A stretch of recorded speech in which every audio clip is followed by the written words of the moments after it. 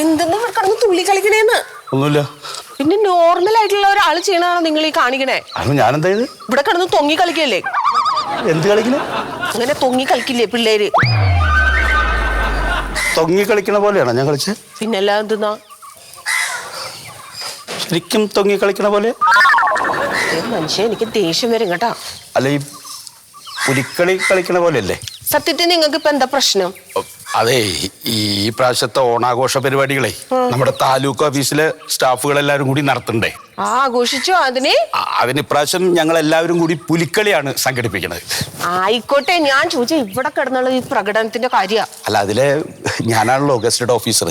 അപ്പൊ ഈ പുലിക്കളിക്ക് വേടനായിട്ട് എല്ലാവരും കൂടി തീരുമാനിച്ചത് എന്നെയാണ്. എന്തായിട്ട്? വേടൻ. ഈ പുലിയുടെ ഒപ്പം ഇങ്ങനെ തോക്ക് പിടിച്ചിങ്ങനെ.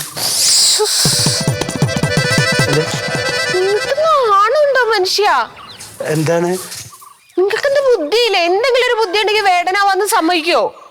വേടൻ നല്ലതല്ലേ? വേടൻ എന്താ നല്ലത്? പുലിക്കളിയില് മെയിൻ ആരാ? പുലിക്കളിയിലെ മെയിന് പുലിയല്ലേ? അതുകൊണ്ടല്ലേ പുലിക്കളി എന്ന് തന്നെ പറയണേ.